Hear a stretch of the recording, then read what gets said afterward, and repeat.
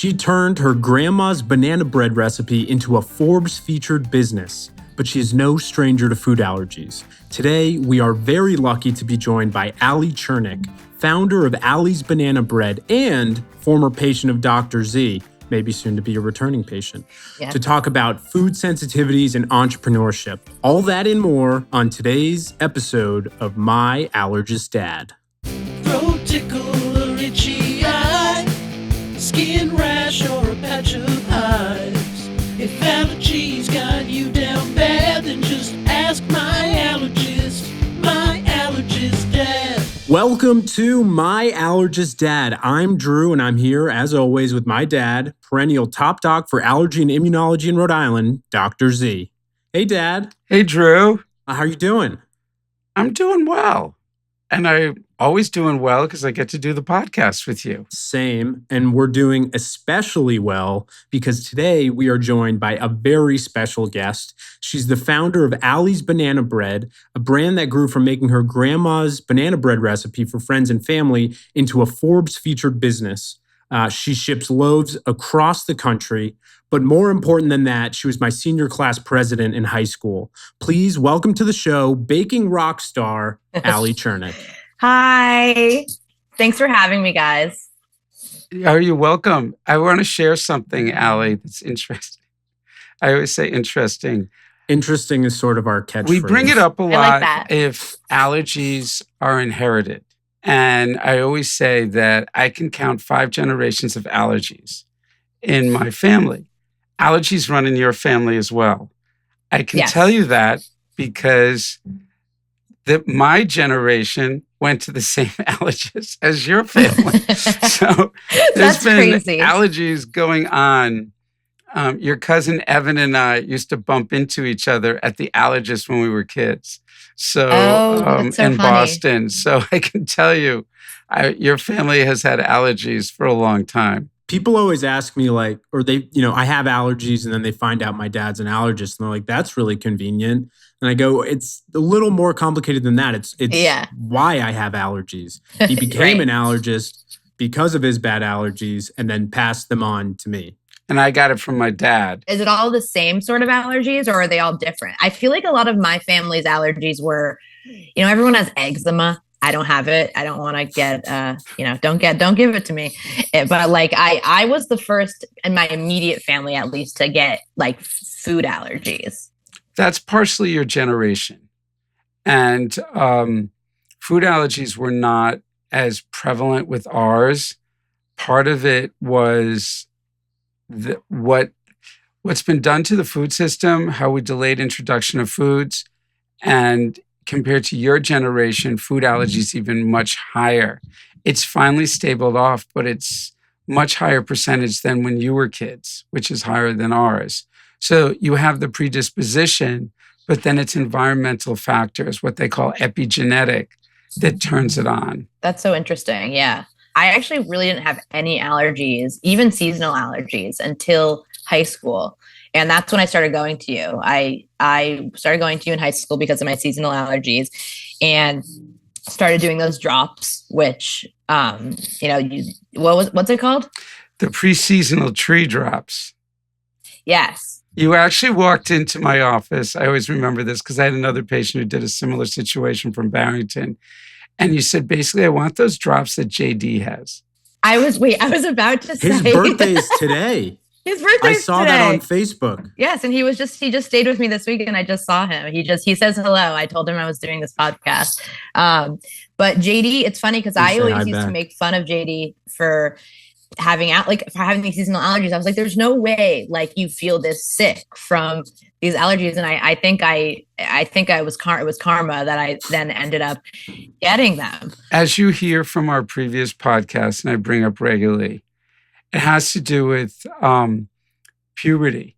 So boys outnumber girls when it comes to allergies and asthma. Once they hit puberty, it's estrogen. Girls equal boys. And after that, women outnumber men with allergic reactions, autoimmune issues, etc. So a lot of times the girls don't come in until they're about 13 or 14. Oh, okay. Interesting. Is it safe to assume you don't have cat allergies, though, based on your I don't special think guest? so. And if I do, I'm just going to ignore it for the rest of my life. Yeah, I don't think so. I think I'm okay. For those just listening, Allie has a special guest of her own, a cat that keeps popping on screen that we're very fortunate to have join us as well. Oh, yeah. I don't think I'm allergic, and I don't want to jinx it. So anyways, but yeah, so I came to you when I was in high school and started to do those drops because JD had started doing those drops, and I was like, that's the thing to do, I guess. But my allergies, they were so bad. I wasn't even there. I had to skip school some days, and I didn't even know that they could get that badly. And even people now in my life that are starting to develop those allergies, they're like, oh, I'm sorry for making fun of you. All those times when, you said you couldn't, even going to sit, people are in the spring, love to go sit in the park. That's not something I can really do. Well, you can if you get back on it. I do. I need to do that. That's why I need to come back to your office. It's crazy how much karma affected allergies in your life. You're not it was a cycle. First you made fun of JD, then you got it, then people made fun of you and they got it. I know. Are you allergic to peanuts still? I'm still allergic to peanuts. I'm still allergic to walnuts. But I'm not allergic to almost any of the tree nuts I used to be allergic to or shellfish anymore because of the drops. My environmental allergies are much better, in part, I think, just because I live in California now where it's a lot drier and it's just different pollen that I'm not sensitized to.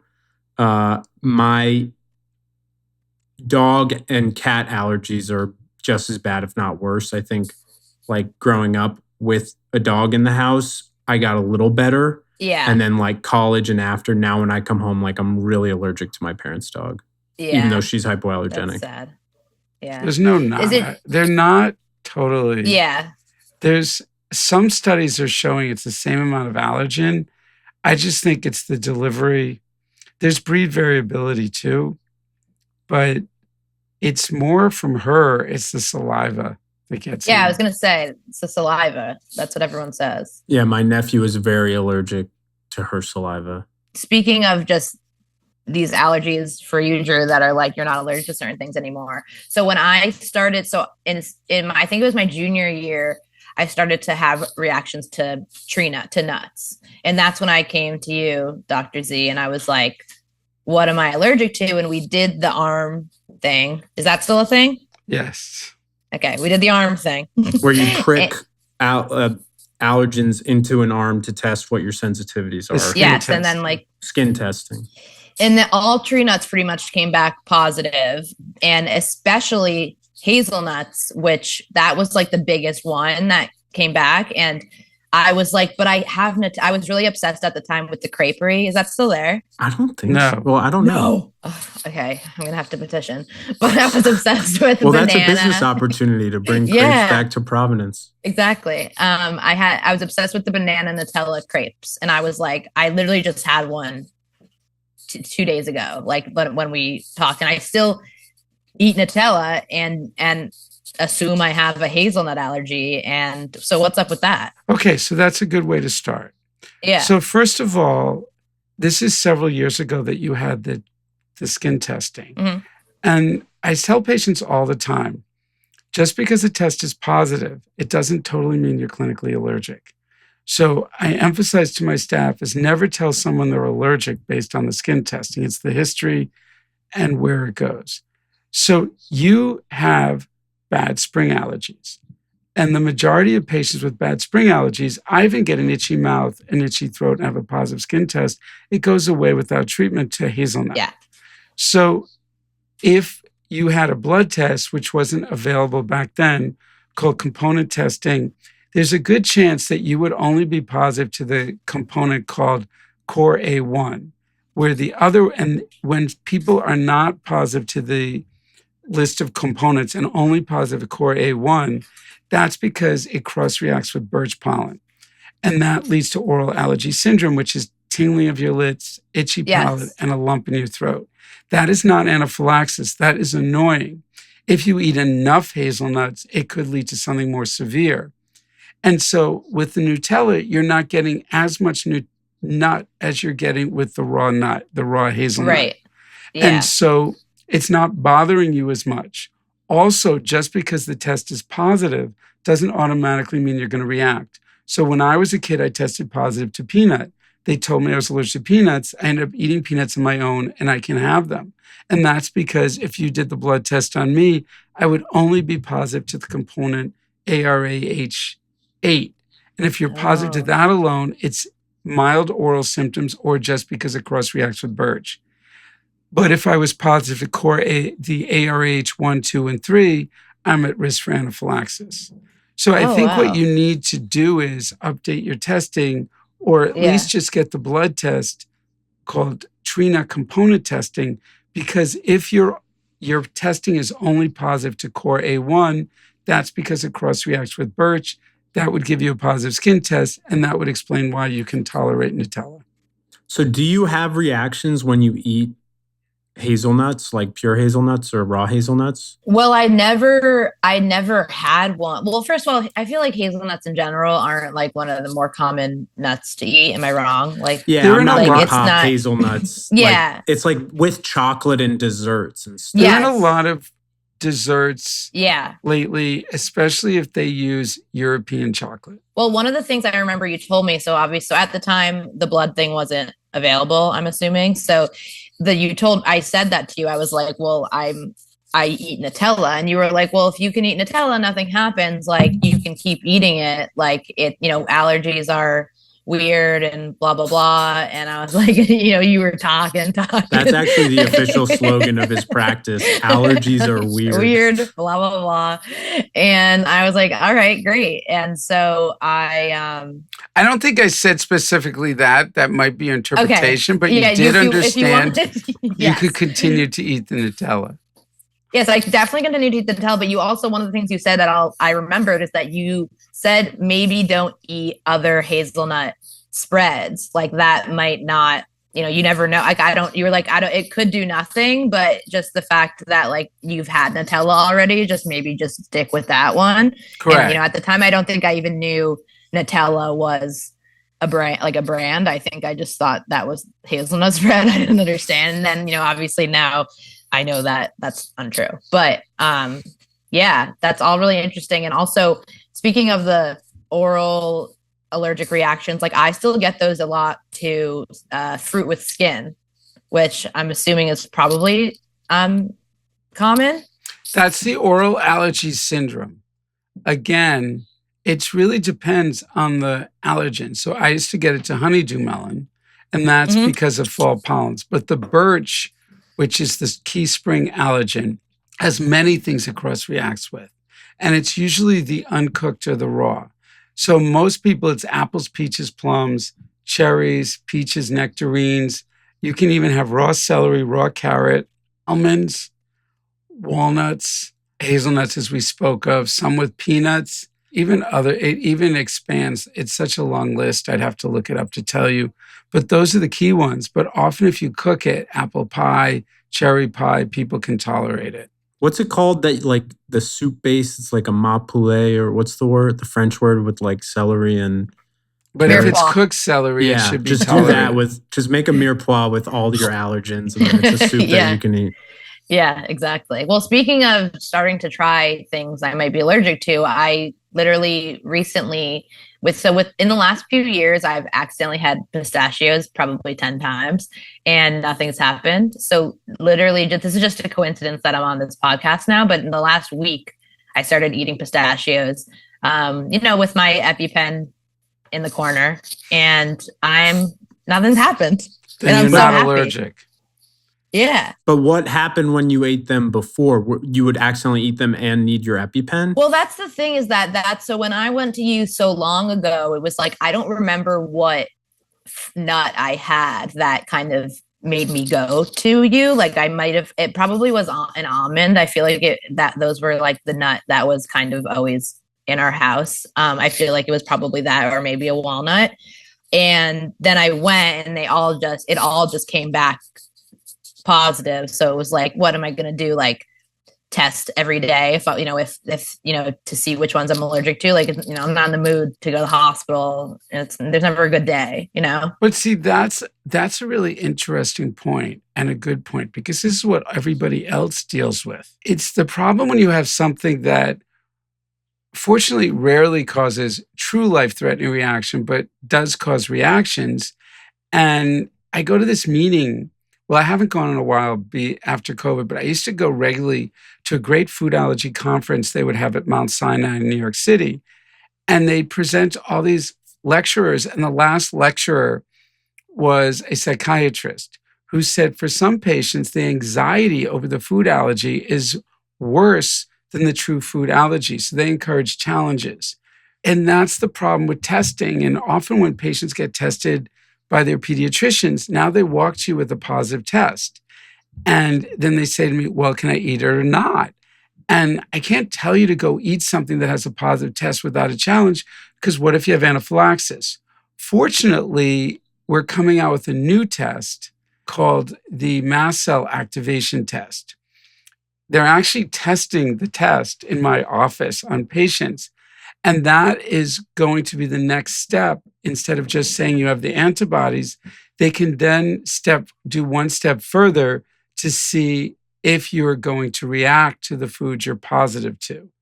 And that is going to be a game changer, because then we can challenge the patients based on the mast cell activation test results, which reportedly has good predictive value. So we'd say, so let's say someone's positive to a food. Let's say they do our oral desensitization. We actually desensitize to foods in our office now. Or let's say they're not sure. Another one that we haven't even touched upon is called alpha-gal, where it used to be in the South, but now it's creeped up north through the Lone Star tick. People then become sensitized to red meat. And many people are positive. When you get a tick bite and then you're allergic to red meat? Yes. And then you can... Like anaphylactic? Yes. But many people are positive who still eat the meat. And so if you can... And so what's happening now that it's hit Rhode Island, especially on Block Island and places like that, not to digress, these patients, certain doctors feel, you had a Lyme, you had this, we're going to test you. So they're now testing many people who are eating red meat, and which makes it more complicated, because now they say, you can't eat it. And I've had a few patients who had subtle symptoms that they say since they've been off red meat, they're better, but we're not totally sure. So they come to me and say, what am I supposed to do? I'm positive. I think it's causing it. And so, well, if you're eating it, you should be fine. But they all want guarantees, which makes it very hard, because food allergy, everybody wants a black and white answer to something that's gray. And what makes allergies are weird, to quote your practice. Yeah, it's just exactly what you said. If you talk about the red meat, if we have a test that can say, okay, you're positive to the alpha-gal, but your mast cell activation is negative, just keep eating it. That would make things a lot better. It takes down the stress. But again, what we're seeing, and we've brought this up in the podcast with Drew before, some patients, if they exercise, some patients, if they haven't eaten, some women, if they're ovulating or right before their period, some people, if they have alcohol, all of that can affect the food absorption, their risk of reactivity, et cetera. So food allergies are a moving target, which is most of the time what's happened before will be the same thing that happens, but you can't always guarantee it. And that's why they carry their EpiPen. A lot of patients like now the nasal spray. There's a nasal spray called Neffy, which is a lot easier. It's simpler to carry, et cetera. So a lot of things are But do you worry options. that people might accidentally take it when they're trying to do their daily nasal spray? I think not. It's a little bit different. Remember the movie but Crank? But it's always like, they definitely will have a good opening of their nose, because epinephrine is a good decongestant. They'll say, whoa, I really feel good today. What happened? I feel like I could sprint a mile right now. That's so funny. Yeah, I mean, that's what I try to, I know I keep saying like people make fun of me. And what I mean by that is that since I'm so in the food world now, it's people have to be very careful about allergies, and they're like, oh wait, you can't eat this, right? And then and if say it's something where I'm like, oh, does it have Nutella or is it hazelnuts or like Nutella? And I'm like, oh, I can eat that. And everyone's like, what do you mean? And it's just like, it's true. It's like they're not really black and white. And I'm like, I don't really know how to, not that I'm the voice of the allergy people here, but I'm like, if you don't have it, you don't really get it. And like, people are just like, used to people being 100% allergic to one thing or not, or they're not used to it, but that's, if you didn't grow up with allergies, that's what you kind of think, It's a lot better than it was in my generation or your early in with Drew, because a lot of people didn't care or wouldn't listen until they saw the problem. I think that we've gone the pendulum from one side to the other side, and we really need to get back in the middle. The other thing I say to patients is, you have to determine first if it's a true food allergy, meaning do you have allergy antibodies that are going to react? Is it a sensitivity? A lot of people are sensitive and they have an immune-mediated cause of it, but it doesn't involve the allergy antibodies. They don't have anaphylaxis, but it sure makes them feel crappy. Some people have an intolerance, like lactose intolerance. It's not enough of an enzyme. And some people just eat too much of the food and they get sick. And so you have to determine what is the immune mechanism behind it. For example, this patient I saw today, she is going on cruises and she's needed epinephrine, but because she felt it in her throat. Is it an oral allergy like you talk about potentially, or me with hazelnuts? Or is it true anaphylaxis? So first we have to see what is her reactivity, get some blood tests. We look at components to see her true risk. And one of the things I said to her is, if you truly are at risk for anaphylaxis, there's this biologic called Xolair that now is approved for food-induced anaphylaxis. And in fact, I bumped into a previous patient who lives in New York, in Rhode Island. He's on the Xolair. So I said to her, the nasal spray, for epi might be easier for you for the cruise. And maybe you should be on Xolair if you're cruising all the time, because going to the emergency room on the boat is not fun. So, and then I had my first shellfish reaction on a cruise. It wasn't like an overnight cruise, but it was like a dinner cruise. Oh yeah, that's scary. It was my first time having lobster. Yeah, I was with my family. I was with my dad, and I had a reaction, and they had to put me in the nurses' quarters. Yes, with me. We both missed the boat. But anyway, we went on the boat though. You went on the boat. We were just in the bottom. We were in the bottom of the boat with the epi, but it was an experience. You're probably seasick too. That sounds horrible. Yeah, it's not fun.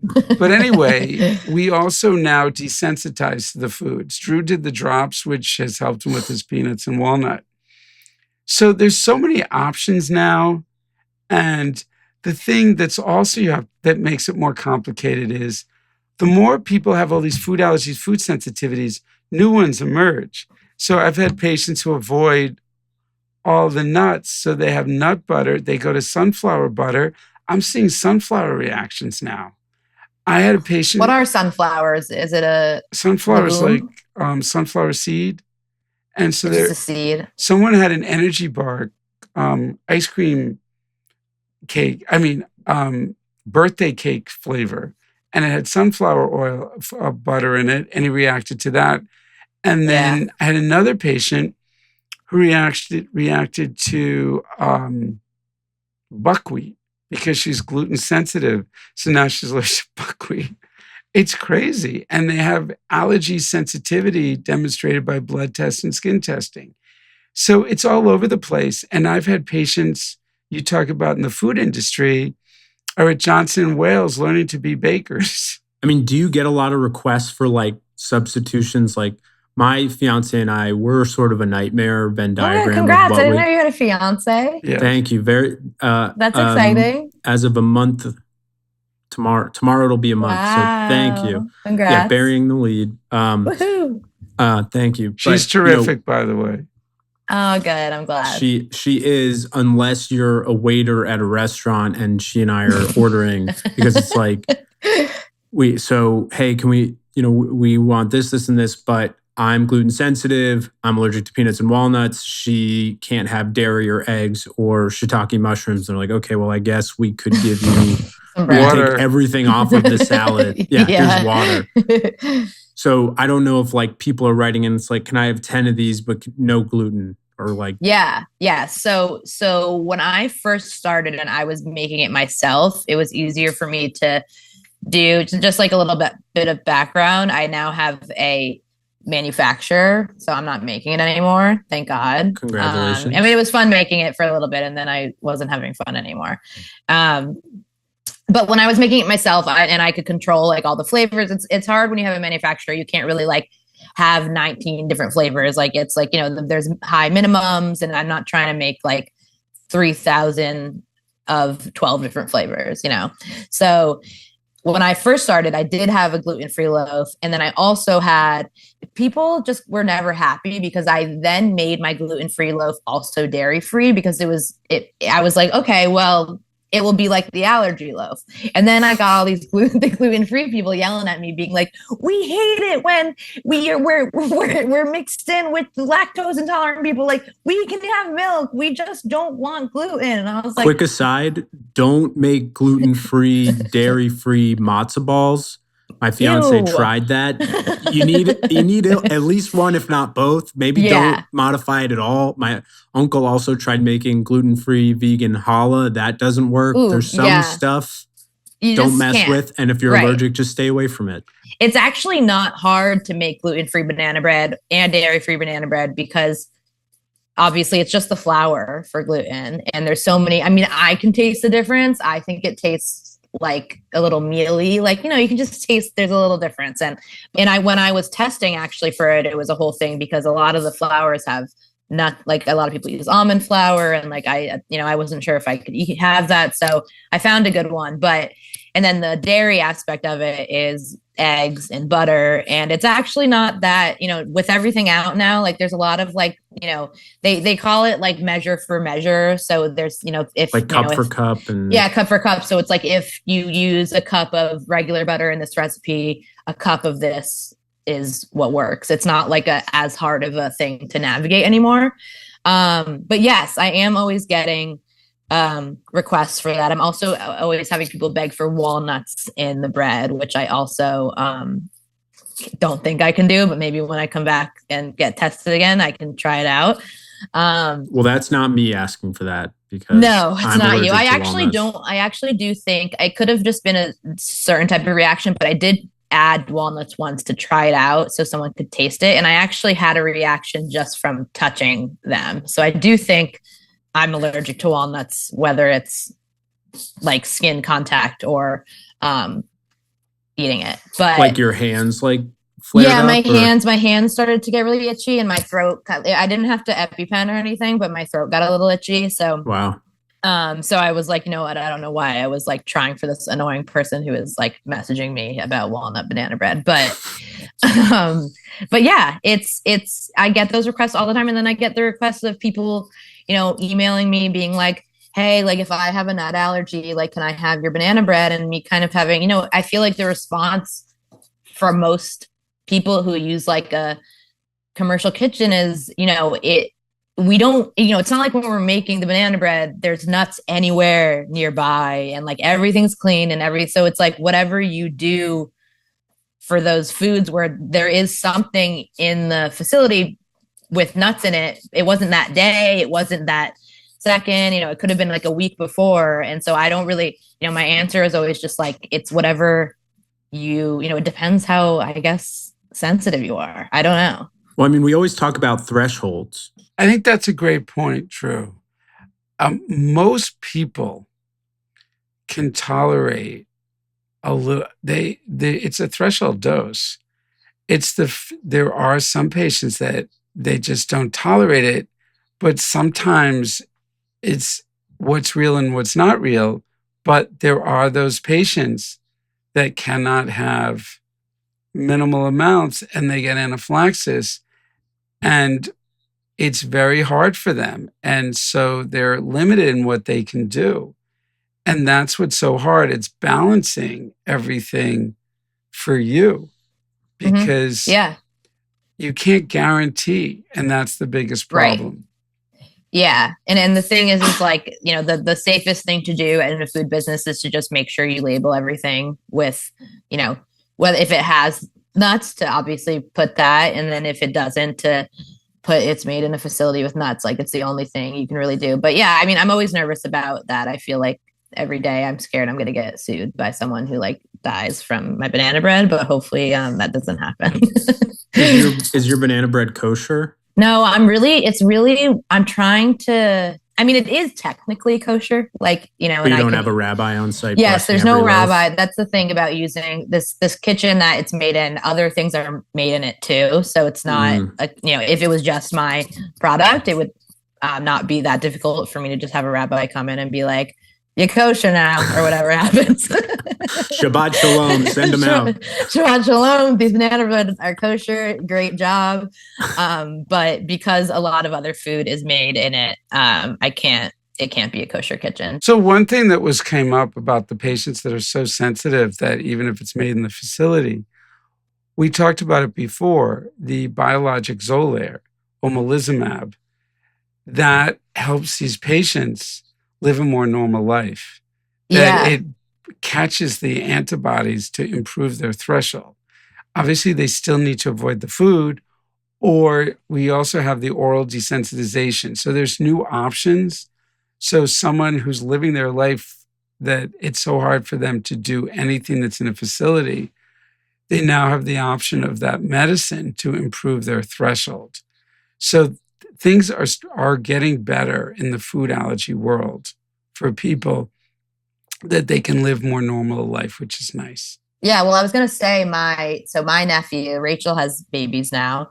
And congratulations. Thanks. They're so cute. One of them is allergic to peanuts and sesame. And he's doing whatever the thing is that you do now. So I was going to ask about, where they're giving him a little bit of it every day, something like that. And apparently it's going really well. So I hope that he can eventually doing the eat oral them. Desensitization. Yeah. And how old is he? He is 2. So actually, the younger you start it, the better. Okay. They're doing 1-year-olds, and basically you start giving them just a little bit and you build up. And not everybody wants to do a 1-year-old, but when it comes to oral desensitization, we call it OIT. We also do the sublingual. With the oral desensitization, your chance, so it's a desensitization, but what people really want is permanent tolerance.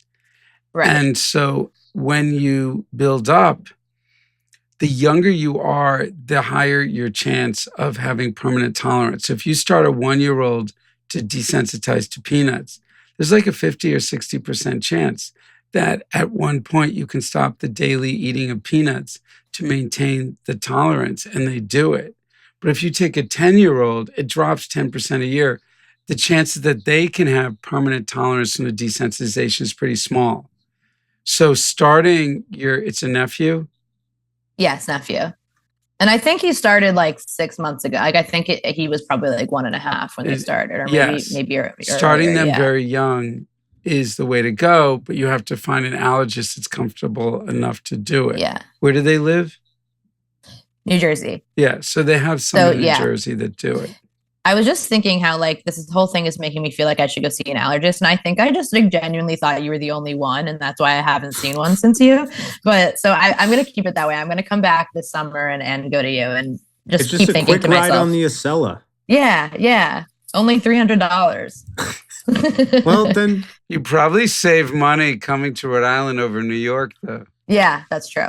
But yeah, it's been interesting seeing him do this. He first of all hates it. Like they try to put it like in his ice cream or like something to give it to him. And the reason it started is I was at lunch with them and he had hummus for the first time. And I've never seen a kid love something so much. Like it was all over his face. And then all of a sudden he was red and then he started throwing up, and then they brought him to the emergency room and he it was okay. But yeah, that was kind of the start of the whole thing. So typically if they're allergic to pistachio or cashew and pistachio cross-react, so they desensitize to cashew.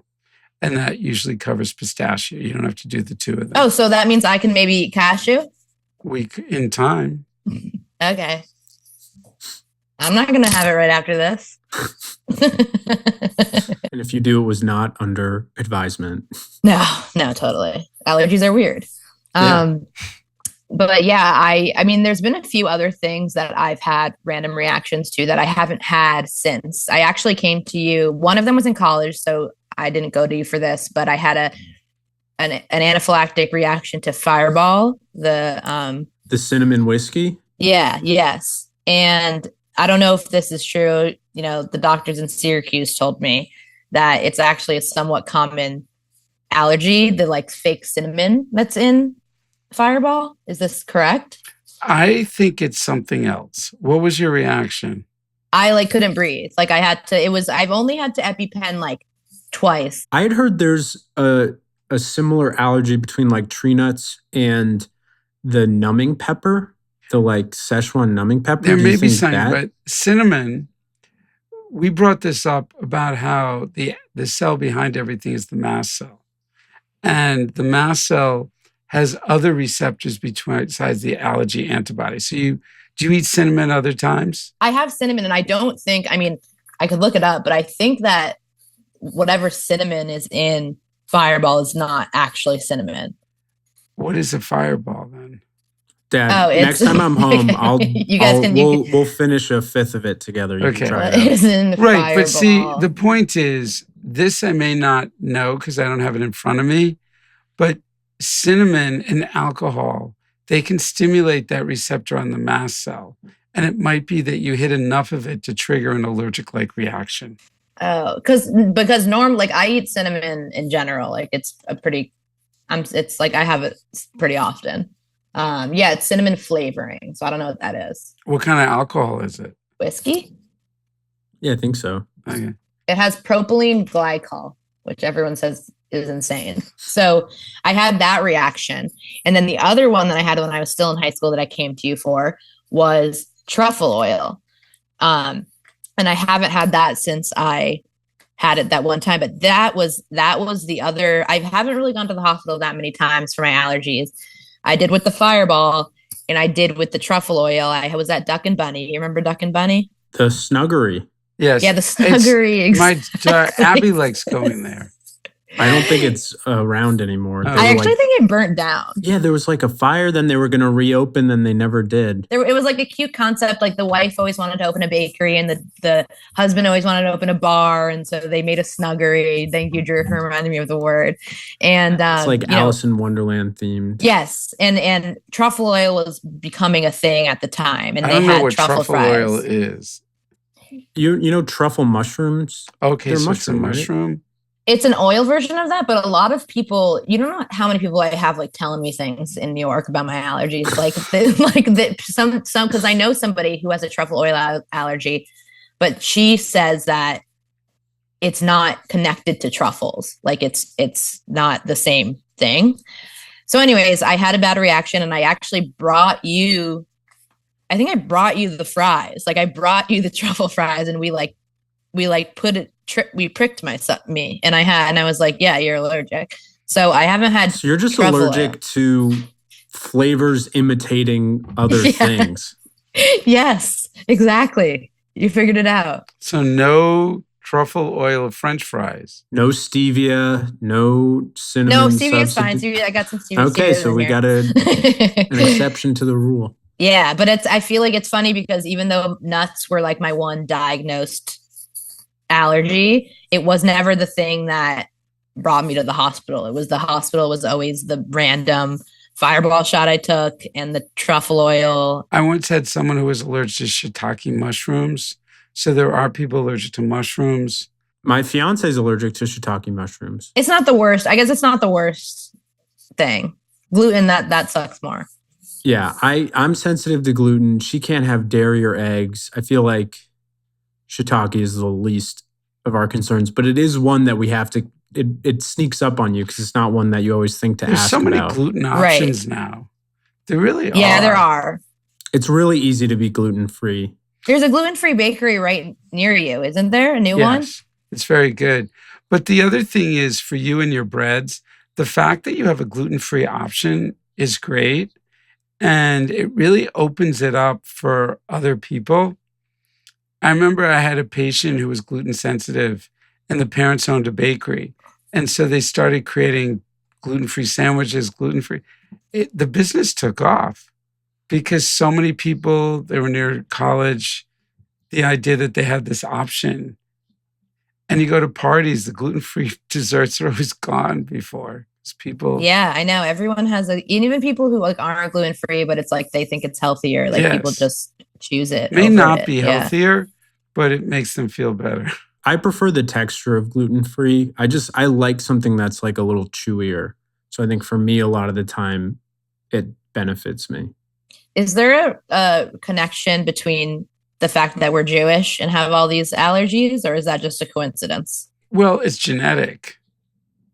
Yes, and so that's true. Because there seems to be things that are more common. It seems like a lot of Jews have allergy, but a lot of non-Jews do too.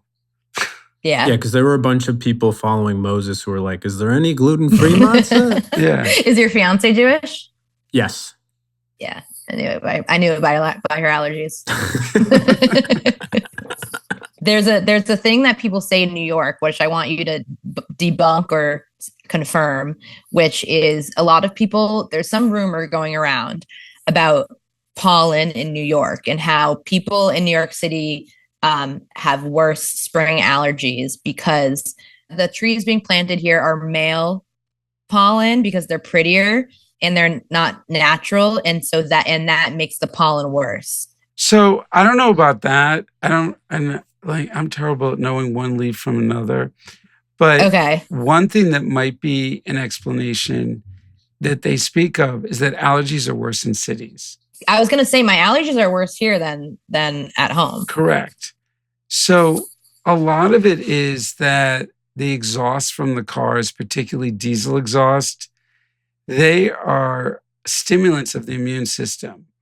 So they've looked at people and they've showed diesel exhaust enhances the reactivity to dust mites in people who have environmental allergies, year-round allergies. So there's no reason it wouldn't be the same thing to stimulate the reaction to the pollens. So it's a combination of what you're breathing in there, what it's doing to your immune system. Everything is connected. The immune system, it's not in isolation. Oh, it's just pollen.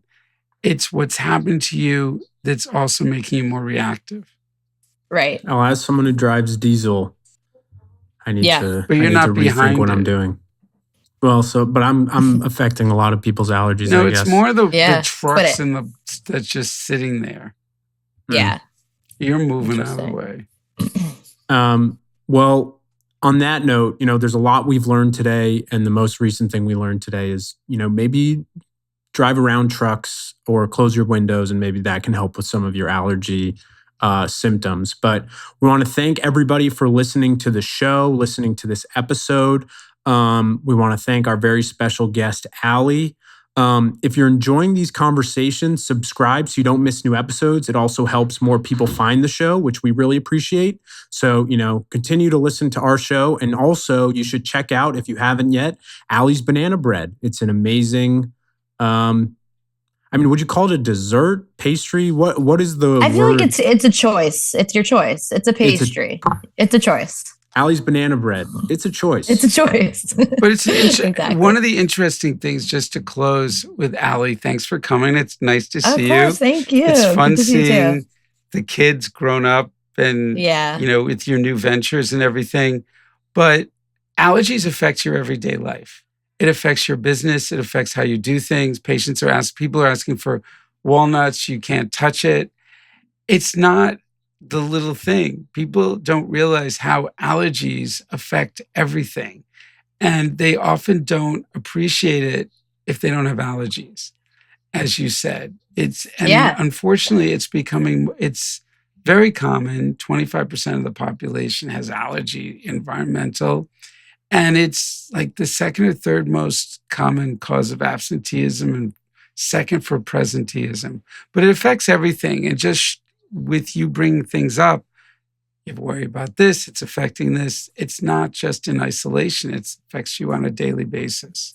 Yeah. And so people should be empathetic about it too, and understanding why we want to try to make it easier for people. Yeah, I agree. And I'll definitely be coming back and doing it. There's no good allergists here. I'll be coming back to Providence and getting a blood test with you. So I'm excited. We'll try to help you. Okay, great. All right. Thank you, Allie. And thank you, everyone. Again, follow the link in our description and send us your question. You can email us at myallergistdad@gmail.com. And everybody have a great day. If allergies got you down bad, then just ask my allergist. My Allergist Dad. The My Allergist Dad podcast is for general informational and entertainment purposes only and does not constitute the practice of medicine, nursing, or other professional healthcare services, including the giving of medical advice, and no doctor-patient relationship is formed. The use of information on this podcast or materials linked from this podcast is at the user's own risk. The content of this podcast is not intended to be a substitute for professional medical advice, diagnosis, or treatment. Users should not disregard or delay in obtaining medical advice for any medical condition they may have and should seek the assistance of their healthcare professionals for any such conditions.